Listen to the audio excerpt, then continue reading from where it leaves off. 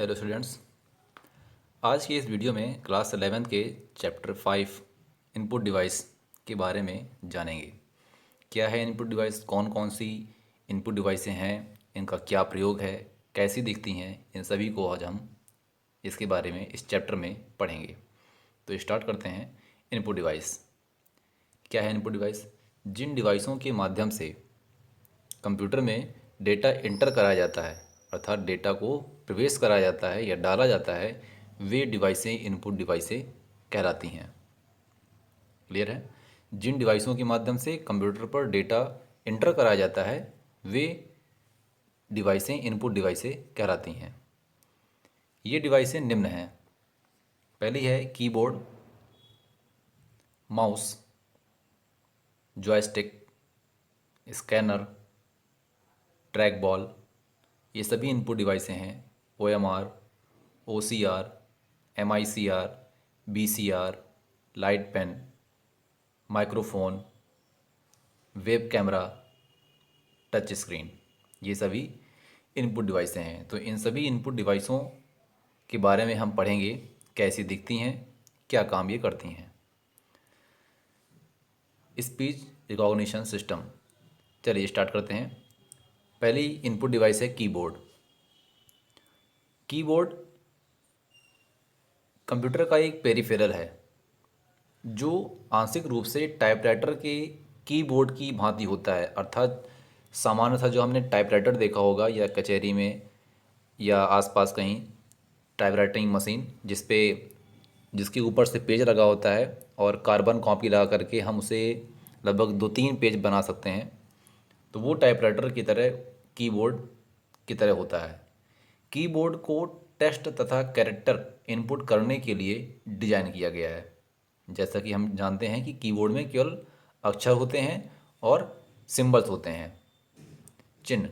तो इन्हीं को इनपुट करने के लिए कीबोर्ड को डिजाइन किया गया है।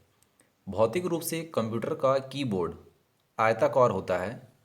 इसमें लगभग 108 कीज होती हैं। लगभग 108 होती हैं, इससे ज़्यादा या कम भी हो सकती हैं। जैसे मल्टीमीडिया कीबोर्ड हो गए तो उसमें कुछ एक्स्ट्रा बटनें ऊपर होती हैं। कीबोर्ड में 4 प्रकार की कीज़ होती हैं। जनरली देखा जाए तो कीबोर्ड में जो कीज़ हैं उनके प्रकार को 4 भागों में बांटा गया है। कौन कौन से हैं?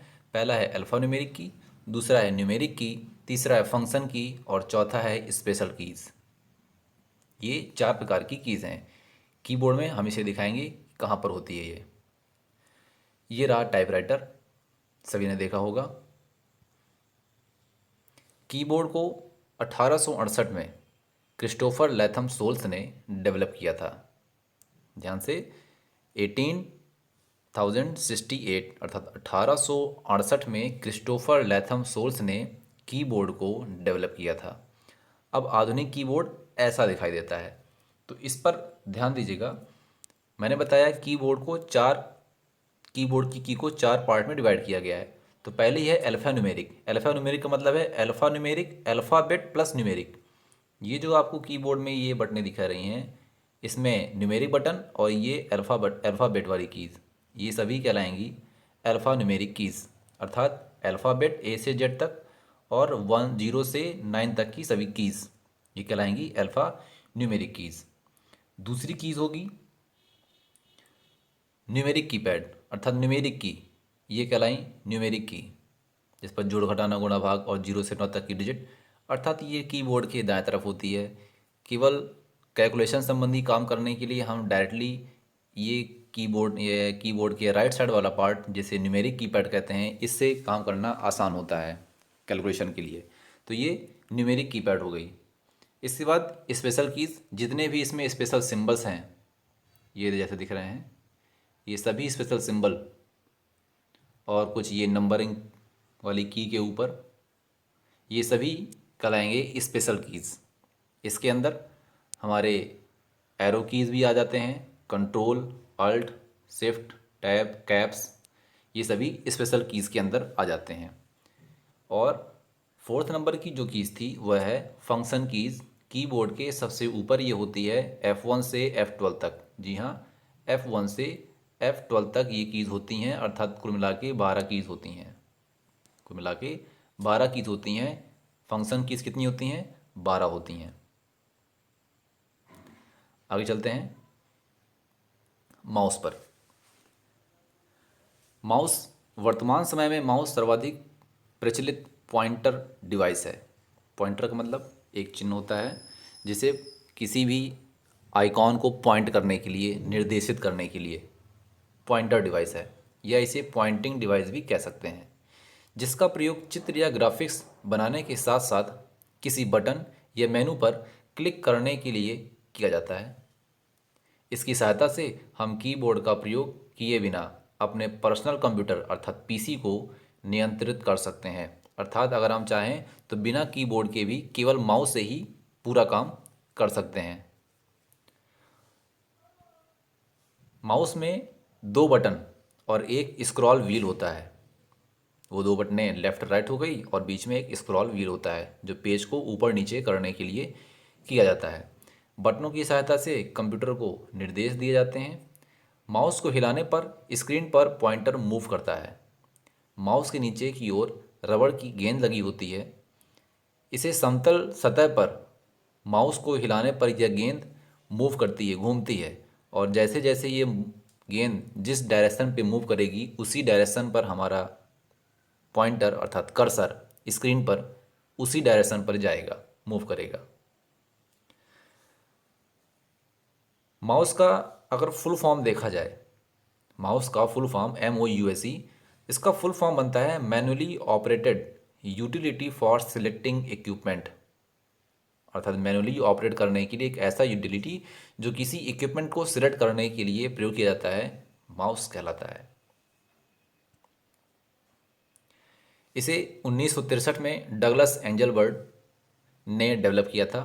ध्यान दीजिएगा, डगलस एंजलबर्ट 1963 में इसे डेवलप किया था। Types of mouse. माउस के मुख्यतः 3 प्रकार हैं। पहला है मैकेनिकल माउस, दूसरा है ऑप्टिकल माउस जिसे हिंदी में प्रकाशी माउस कहते हैं, और थर्ड नंबर पर है कॉर्डलेस या वायरलेस जिसे तार रहित माउस भी कहते हैं, अर्थात इस माउस में तार नहीं लगी होती। चलिए, कॉर्डलेस माउस, वो मैकेनिकल माउस कैसा होता है? ये रहा मैकेनिकल माउस। अभी जैसा मैंने बताया कि माउस में एक बॉल लगी होती है जो माउस पैड पर या जहाँ पर हम माउस को रखेंगे वहाँ पर वो बॉल नीचे मूव करती है, जहाँ जहाँ भी हम माउस को घुमाएंगे, और जैसे जैसे वो बॉल जिस डायरेक्शन पे मूव करती है वैसे ही हमारा स्क्रीन पर पॉइंटर मूव करता है। तो वो मैकेनिकल माउस है। ये मैकेनिकल माउस ज़्यादातर अब प्रयोग नहीं होती। अब ज़्यादातर सभी लोग ऑप्टिकल माउस या कॉर्डलेस माउस जिसे वायरलेस माउस कहते हैं, ये दोनों माउस ज़्यादातर यूज़ होते हैं। तो मैकेनिकल माउस क्या था, कैसे काम करता था? मैकेनिकल माउस वे माउस होते हैं जिनके निचले भाग में एक रबड़ की गेंद लगी होती है, जैसा कि मैंने बताया अभी। जब माउस को समतल सतह पर घुमाते हैं तो वह उस खोल के अंदर घूमती है बॉल। माउस के अंदर गेंद के घूमने से उसके अंदर के सेंसर कंप्यूटर को सिग्नल देते हैं और उसी के आधार पर हमारा माउस वर्क करता है। सेकंड नंबर है ऑप्टिकल माउस। ये इस प्रकार दिखता है, सभी लोगों ने देखा होगा। प्रकाश की एक किरण के माध्यम से डेस्क पर जिस जिस डायरेक्शन पर मूव करती है उसी प्रकार हमारा कर्सर भी मूव करता है। तो प्रकाशी माउस को नए प्रकार का नॉन मैकेनिकल माउस कहते हैं। नॉन मैकेनिकल का मतलब है इसमें जो रबड़ की गेंद लगी होती है वो माउस पैड पर टच होकर के मूव नहीं करती। इसमें प्रकाश की एक पुंज अर्थात प्रकाश की एक किरण इसके नीचे की सतह से उत्सर्जित होती है, जिसके परिवर्तन के आधार पर यह ऑब्जेक्ट की दूरी तथा गति तय करता है। इस प्रकार ये ऑप्टिकल माउस था। माउस का तीसरा प्रकार है वायरलेस माउस या जिसे कॉर्डलेस माउस कहते हैं। ये इस प्रकार दिखता है।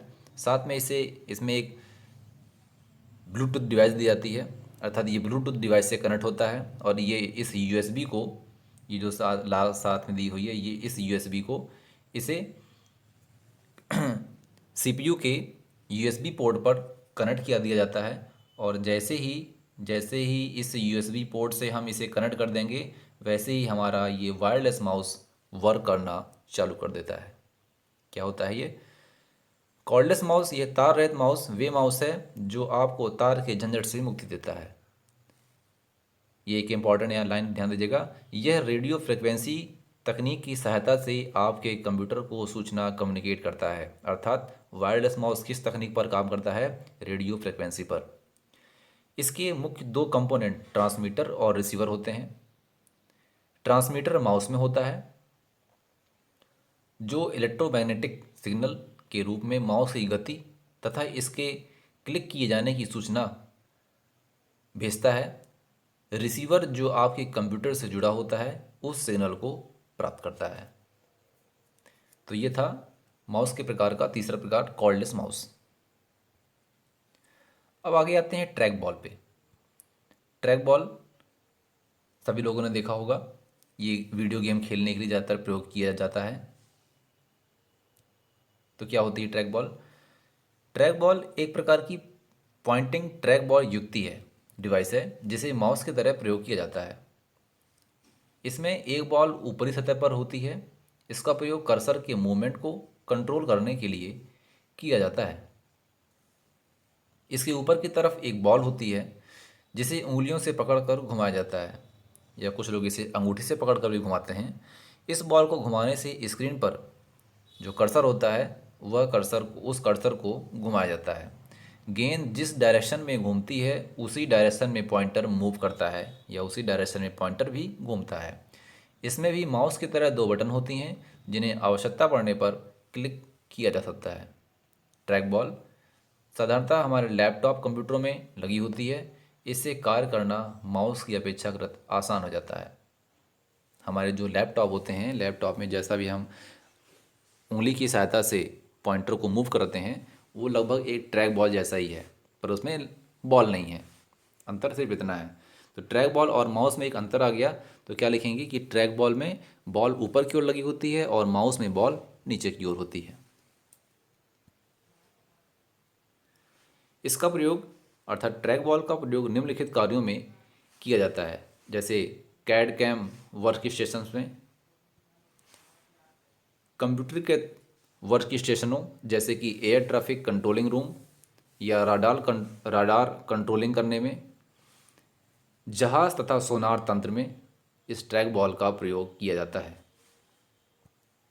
नेक्स्ट डिवाइस है जॉयस्टिक। जॉयस्टिक आप लोगों ने देखा होगा, ये कार में जैसा गियर लगा होता है उस गियर नुमा बॉक्स जैसा दिखाई देता है। यह छोटी मुड़ी हुई स्टिक होती है जो कर्सर को इधर उधर चलाने में काम करती है। इसका प्रयोग ज़्यादातर गेम खेलने में किया जाता है। इसके प्रयोग क्या क्या हैं? यह कंप्यूटर को चलाने और वीडियो गेम खेलने में काम आता है। यह 3D तरीके से चलाने में भी काम आता है। यह रेसिंग और मिशन गेमों में भी काफ़ी अच्छे तरह से काम करता है। तो इसका पूरा जो यूज़ देखा जाए वो ज़्यादातर गेम खेलने में ही प्रयोग होता है। अब आगे बात करते हैं स्कैनर की। स्कैनर भी एक इनपुट डिवाइस है। कैसे काम करती है? इस तरह की इमेज आप लोगों ने दुकानों में या किन्हीं के पास होगा वो देखे होंगे। तो स्कैनर एक इनपुट डिवाइस है, जिसका मतलब है कि इससे हम इनपुट कर सकते हैं। इनपुट का मतलब है कि डेटा को हम कंप्यूटर पर ले जा सकते हैं।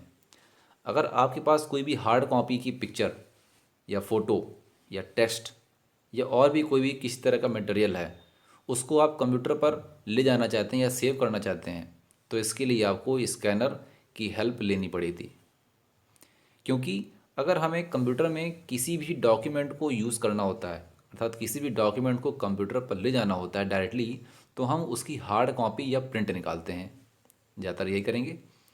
लेकिन अगर आपको हार्ड कॉपी की फ़ोटो को कंप्यूटर में सेव करना है तो आपको स्कैनर की ज़रूरत पड़ेगी।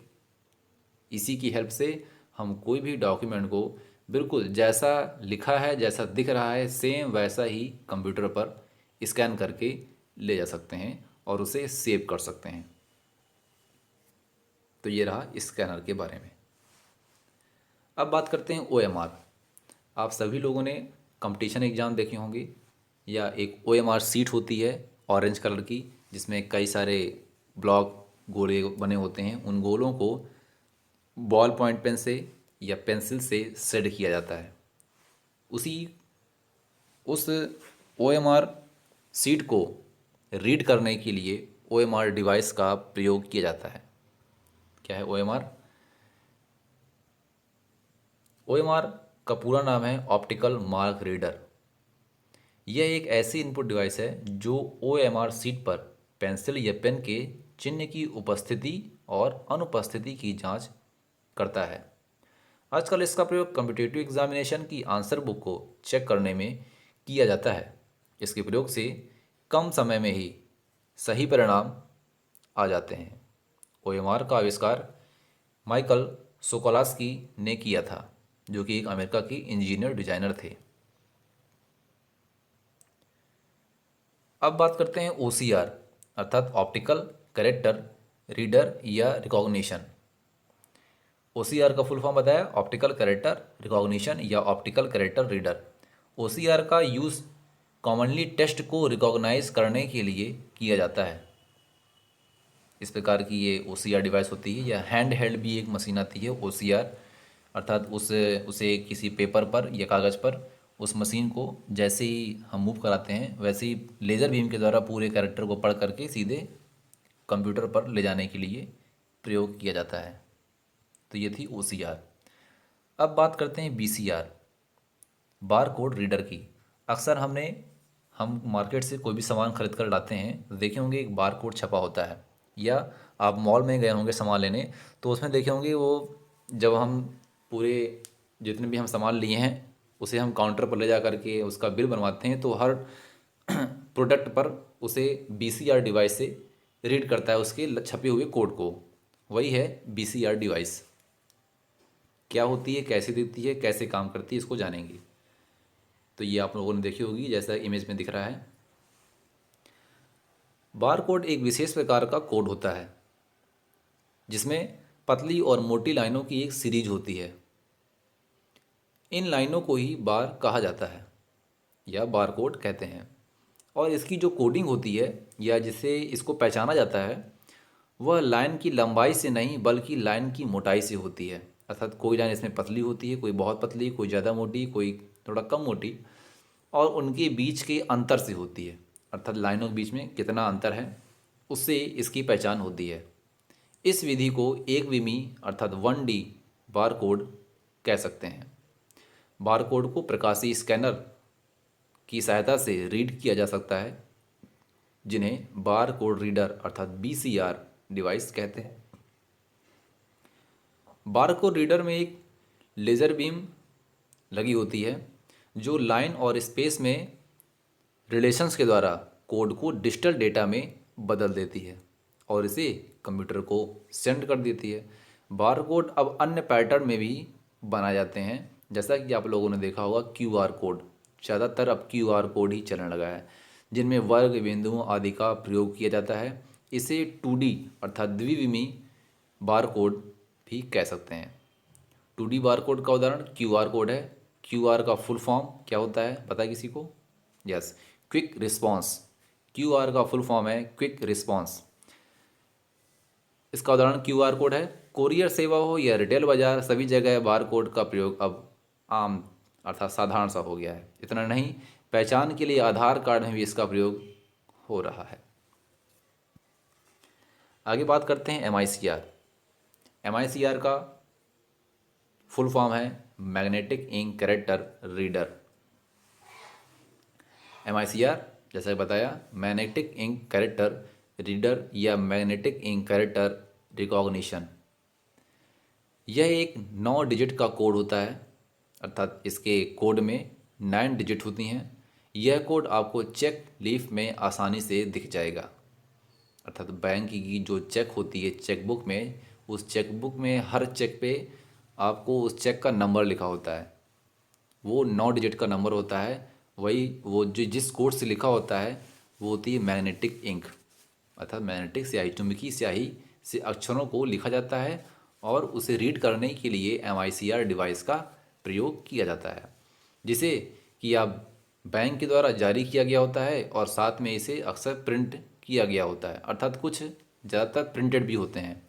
पासबुक में जिसे एक अकाउंट होल्डर को इशू किया गया होता है, अर्थात ये चेकबुक सभी के पास नहीं होता। अकाउंट होल्डर जिसका अकाउंट उस बैंक में होगा उसी के पास उस बैंक की चेकबुक उसे आसानी से प्राप्त हो जाती है। तो ऐसा ये चेक दिखाई देता है जिसमें नीचे 9 डिजिट का कोड होता है। इस कोड को MICR डिवाइस से रीड किया जाता है और ये डिवाइस सबके पास नहीं होती, बैंक में होती है। अब आगे बात करते हैं माइक्रोफ़ोन की। सभी लोगों ने माइक्रोफ़ोन देखे होंगे इस तरह के। तो माइक्रोफ़ोन या माइक जिसे कहते हैं, माइक्रोफ़ोन एक इनपुट डिवाइस है। क्या प्रयोग करते हैं इसमें? आप अपनी आवाज़ को बोलते हैं और स्पीकर के द्वारा सुनते हैं। तो माइक्रोफ़ोन एक ऐसी डिवाइस है जो आपकी आवाज़ को डिजिटल डेटा में कन्वर्ट करती है। बहुत से लोग माइक्रोफ़ोन को माइक भी कहते हैं। इसकी हेल्प से आप कंप्यूटर में ऑडियो डेटा को डाल सकते हैं, अर्थात बोल करके किसी डेटा को कंप्यूटर पर सेव कर सकते हैं। इसकी मदद से आप कंप्यूटर में टाइप भी कर सकते हैं, अर्थात बोल करके टाइप करना, क्योंकि यह माइक्रोफ़ोन में एक डिवाइस लगी होती है जो आपकी आवाज़ को पहचान कर टाइप करता है। लेकिन इसके लिए आपको माइक्रोफ़ोन को अपने कंप्यूटर के साथ जोड़ना बहुत ही ज़रूरी है। माइक्रोफ़ोन का कंप्यूटर के साथ जोड़ने के लिए आपके कंप्यूटर में एक पोर्ट दिया होता है, जैसे USB पोर्ट जैसे होता है उसी प्रकार इस प्रकार इसका भी एक पोर्ट होता है जो गोल गोल बने होते हैं, पिंक कलर ग्रीन कलर के होते हैं। उस पोर्ट से इसे कनेक्ट किया जाता है। माइक्रोफ़ोन कंप्यूटर में सपोर्ट करे इसके लिए आपके कंप्यूटर में साउंड कार्ड का हार्डवेयर लगा होना इज मोस्ट इम्पॉर्टेंट, अर्थात बहुत ही ज़रूरी है। अगर साउंड कार्ड नहीं लगा होगा तो ये कुछ भी सपोर्ट नहीं करेगा। अब बात करते हैं लाइट पेन की। लाइट पेन जैसा कि आप लोगों ने देखा होगा, लाइट पेन ये एक पॉइंटिंग डिवाइस है, अर्थात पॉइंटिंग मतलब पॉइंट करने के लिए, उसे कंप्यूटर पर स्टोर करने के लिए, अर्थात हम कुछ भी चीज़ लिख दें डायरेक्टली और डायरेक्टली वो सिस्टम पर स्टोर हो जाए। एक पैड होता है, उस पैड पर लिखा जाता है और उस पर लिखे गए टेक्स्ट या अक्षर दिखाई नहीं देते, सीधे स्क्रीन पर वो शो करता है। तो लाइट पेन एक पॉइंटिंग डिवाइस है जो टेक्स्ट या डेटा को सेलेक्ट या मॉडिफाई करने के लिए प्रयोग किया जाता है। खास तौर पे इसका प्रयोग CRT मॉनिटर पर, अर्थात कैथोड रे ट्यूब, CRT का फुल फॉर्म है cathode ray tube, CRT monitor पर डेटा हाईलाइटिंग के लिए किया जाता है। कुछ कंप्यूटर के ग्राफिक कार्ड में लाइट पेन को जोड़कर इस्तेमाल किया जाता था, लेकिन अब टच स्क्रीन का आविष्कार हो जाने से लाइट पेन का इस्तेमाल अत्यंत कम हो गया है। जैसा कि आप मोबाइल में देखते होंगे, आप अपनी उंगली से टच करके किसी स्क्रीन को चला सकते हैं। उसी प्रकार पहले पेन से चलाया जाता था और अब टच इस लाइट पेन का यूज़ बहुत कम होने लगा है। नेक्स्ट है वेब कैमरा, जिसे वेब कैम भी कहते हैं। आपके लैपटॉप में ऊपर छोटा सा कैमरा लगा होता है, जिसे देखे होंगे आप लोग, जिससे हम ऑनलाइन बात कर सकते हैं, उसे ही कहते हैं वेब कैमरा। या अगर आप डेस्कटॉप में लगाना चाहते हैं तो मार्केट से आप इस तरह का, जैसे इमेज में दिख रहा है, इस तरह का आप कैमरा खरीद सकते हैं और इसे डेस्कटॉप पर लगा सकते हैं। वेब कैमरा या वेब कैम एक हार्डवेयर इनपुट डिवाइस है। ये अपने सामने आने वाले किसी व्यक्ति या इमेज की वे एक वीडियो बनाता है। ज़्यादातर लैपटॉप में वेब कैम साथ में लगा हुआ ही आता है, या आप इसे किसी केबल के साथ कंप्यूटर के USB पोर्ट से जोड़ सकते हैं। इसे एक तरह का छोटा डिजिटल कैमरा भी कहते हैं। वेबकैम आपको इंटरनेट के जरिए किसी व्यक्ति की पिक्चर या फिर वीडियो से जुड़ने की सुविधा देता है, अर्थात वीडियो चैटिंग करने के लिए। इसका प्रयोग ज़्यादातर इंटरनेट की हेल्प से वीडियो पर बात करने के लिए किया जाता है, जिसे वीडियो चैट जैसा मैंने बताया। सबसे पहला वेबकैम 1991 अर्थात 1991 में बना था। नेक्स्ट है टच स्क्रीन। टच स्क्रीन क्या होता है? ये जैसा देखा होगा, जैसा कि मोबाइल होता है कि टच करके प्रयोग करना। टच स्क्रीन एक इलेक्ट्रॉनिक विजुअल डिस्प्ले होने के साथ एक इनपुट डिवाइस भी होती है। ये आपके स्मार्टफोन और अन्य डिवाइस के ऊपर लगी रहती है। इसके सहारे आप अपने मोबाइल या अन्य डिवाइस में भी किसी भी चीज़ को एक टच करके कंट्रोल कर सकते हैं। नेक्स्ट है स्पीच रिकॉग्निशन, अर्थात बोल करके अपनी वॉइस को बोल करके कंप्यूटर या लैपटॉप डिवाइस पर स्टोर करने के लिए। तो स्पीच रिकॉग्निशन एक टेक्नोलॉजी है जो मानव द्वारा बोले गए वर्ड्स को इनपुट के जैसे लेता है और उन वर्ड्स को डिजिटल फॉर्म में कन्वर्ट करता है। इस प्रकार ये इस चैप्टर में हमने इनपुट डिवाइस के बारे में पढ़ा, जितने भी इनपुट डिवाइसें थी। आशा करते हैं आपको समझ में आया होगा। Thank you.